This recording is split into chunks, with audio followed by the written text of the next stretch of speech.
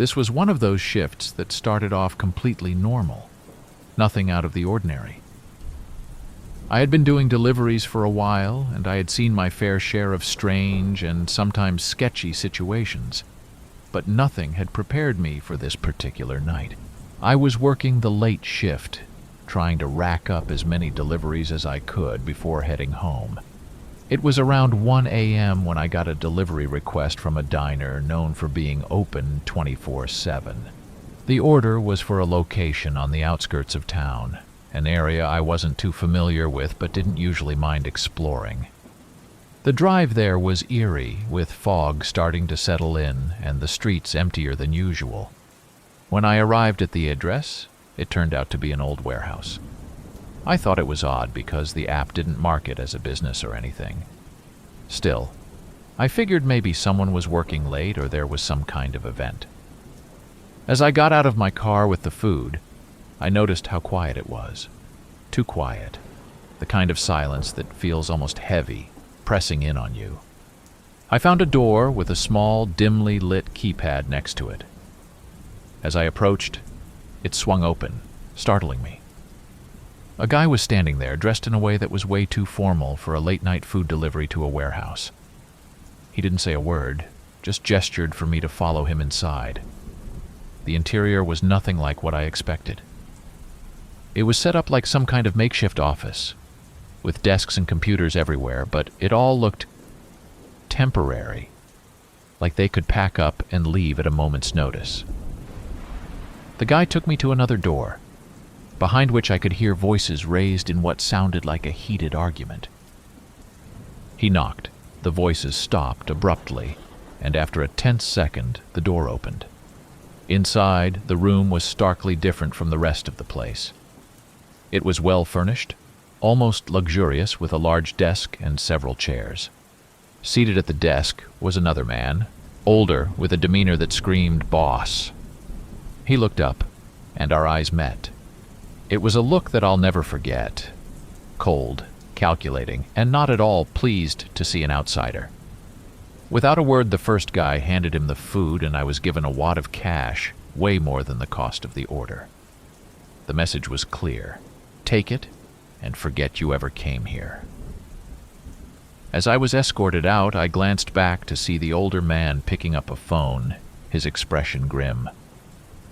I didn't stop to count the money until I was back in my car and driving away, my heart pounding in my chest. It was only then I realized the gravity of the situation I might have stumbled into. Something illegal was definitely going on, and I had just delivered dinner to them. The rest of the night was a blur of anxiety and second-guessing. I debated over what to do with the money and whether I should report what I saw. In the end, fear of retribution won out. I donated the money to a local charity and tried to forget the whole thing ever happened. But I couldn't shake the feeling of being watched for weeks afterward, jumping at shadows and startling at every unexpected noise. I even considered quitting the delivery job altogether. Time has dulled the edge of the fear, but I'm a lot more cautious now, especially with late-night deliveries to places I don't recognize. And every time I pass by that part of town, I can't help but wonder what was really going on in that warehouse, and if I was lucky to get out of there when I did.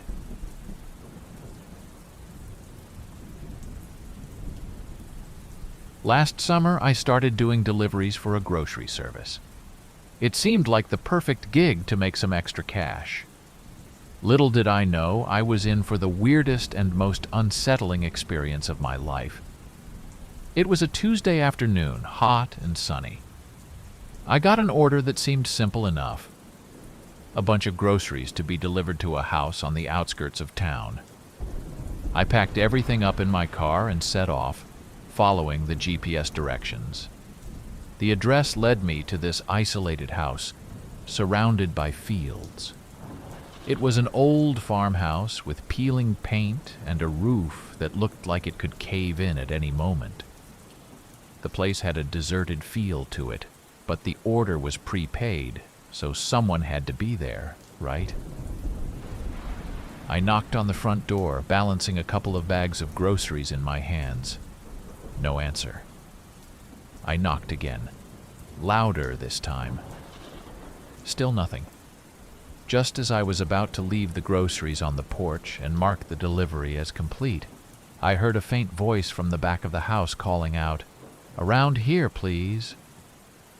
Feeling a bit relieved but still cautious, I made my way around the house to the back. The backyard was overgrown, with weeds and tall grass everywhere. In the middle of all this was an old woman, sitting in a rocking chair. She looked like she hadn't moved from that spot in years, her eyes cloudy and her hands trembling. "Over here, dear," she called out, her voice surprisingly strong for her frail appearance. I approached cautiously, setting down the groceries on a nearby table, cluttered with old newspapers and empty cans. "Thank you," she said, giving me a toothless grin. "Just leave them there, I can manage." Something about the way she said it made me pause. "Do you need any help with these? Getting them inside, maybe?" I offered, more out of politeness than anything. No. I have everything I need right here." She gestured around the cluttered yard, her gaze drifting off to something behind me. Curious, I turned to look, but there was nothing there except for an old, rusted car and more weeds. When I turned back, she was staring at me. Her expression changed. It was no longer the grateful, harmless old lady look, but something more calculating.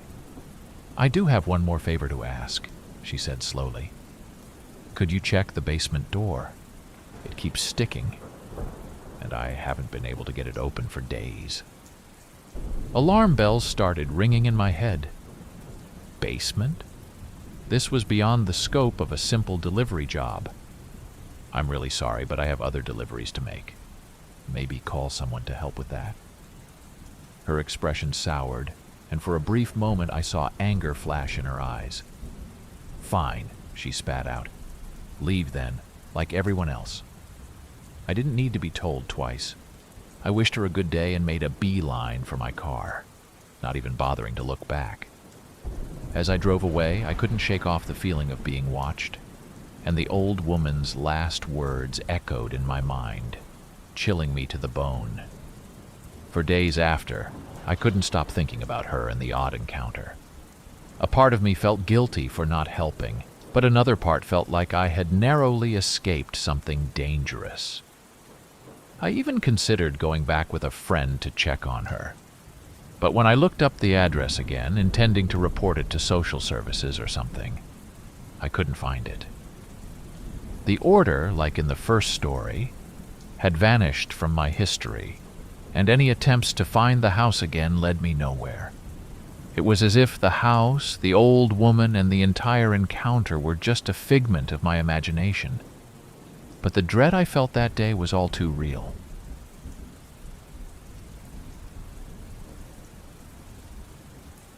This happened during my first few months as a delivery driver, when I was still naive enough to think the most dangerous part of the job was getting a parking ticket.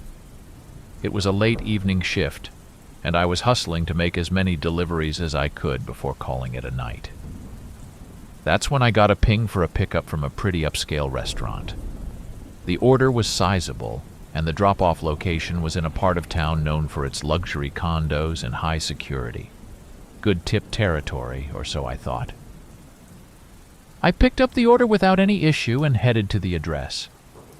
It was one of those high-rise buildings with a doorman and a fancy lobby. I checked in at the front, letting them know I had a delivery.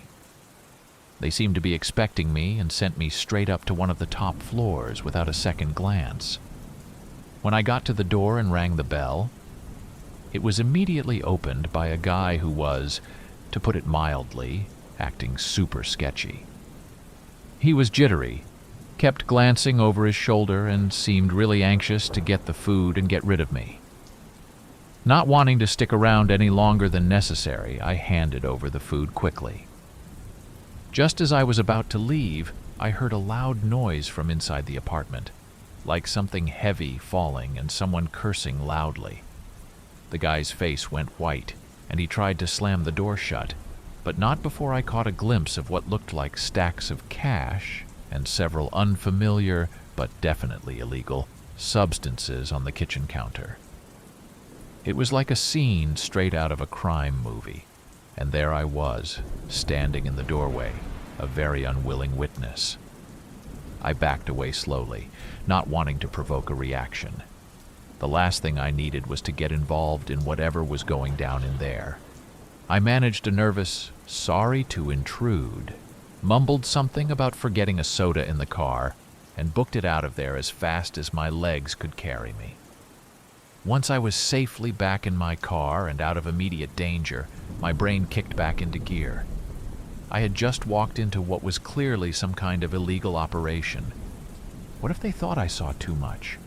What if they had cameras in the hallway?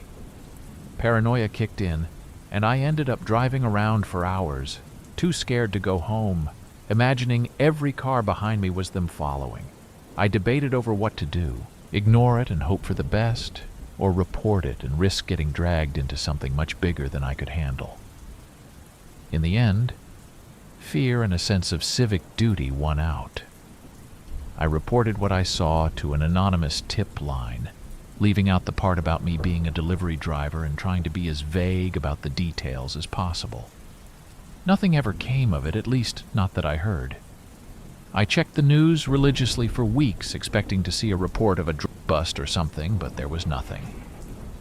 I still wonder if I did the right thing, if my call made any difference, or if it just got lost in a sea of other, more pressing concerns. That experience changed the way I looked at the job. I became more cautious, more aware of my surroundings, and definitely more selective about the deliveries I accepted.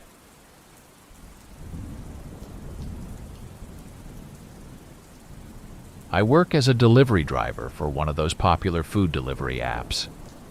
You know, the kind where you get pinged to pick up orders and drop them off at people's houses. It's usually pretty chill, and I've had my fair share of weird encounters, but nothing, absolutely nothing compares to this night. It was a Friday, and I was hoping to make some good tips, so I was accepting pretty much every order that came my way. It was getting late, around 11 p.m. or so, and I got this order from a part of town I wasn't super familiar with.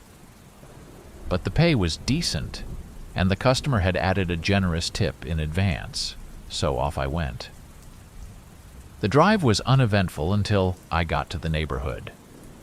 It was one of those really old parts of the city with narrow streets and houses that looked like they hadn't seen a coat of paint in decades. My GPS was acting up, leading me in circles before it finally died. Great.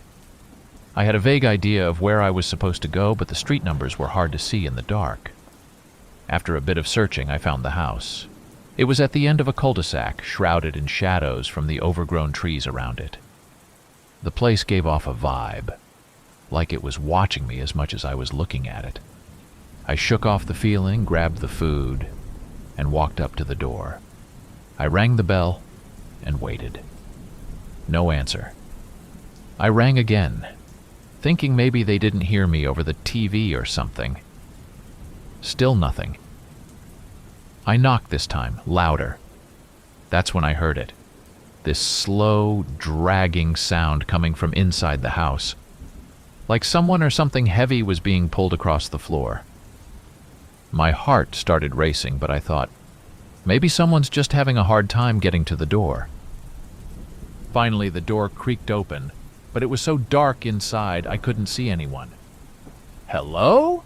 I called out, trying not to let my voice shake. "Delivery?" Nothing. Then a voice, raspy and barely above a whisper, said, "Leave it on the doorstep." Okay. Weird, but not unheard of, especially these days with contactless delivery being a thing. I set the food down, but as I was about to leave, the door opened wider. I glanced back, and what I saw in the dim light from the street lamps made my blood run cold. There was a figure, standing just beyond the threshold, barely visible. They were wrong. Their posture was unnatural, limbs at odd angles like a puppet with its strings all tangled. I bolted. I didn't even care about the food or the delivery anymore. I just needed to get out of there. I heard the door slam shut as I ran back to my car. I didn't look back until I was safely inside, locking the doors the second I was in. The whole drive back, I kept checking my mirrors, half expecting to see that figure following me. When I got home, I was a mess. I tried to convince myself that it was just the shadows playing tricks on me, that the person was probably just sick or injured. But deep down, I knew it wasn't any ordinary situation. The weirdest part? The next day, I checked the app to see if the customer had left a review or anything. The order was gone. Not canceled, not completed. Just gone, like it never happened. I contacted support to ask about it, but they said there must have been a glitch, as they had no record of the order either. I still do deliveries, but I never go to that part of town anymore. And every time I approach a customer's door, I can't help but hesitate, remembering that night and wondering what really waited for me in the darkness. Thank you for watching. If you found these stories gripping, don't forget to subscribe for more spine-tingling content. For another hair-raising tale, check out our suggested video. And if you're hungry for more eerie encounters, dive into our playlist featuring similar chilling narratives.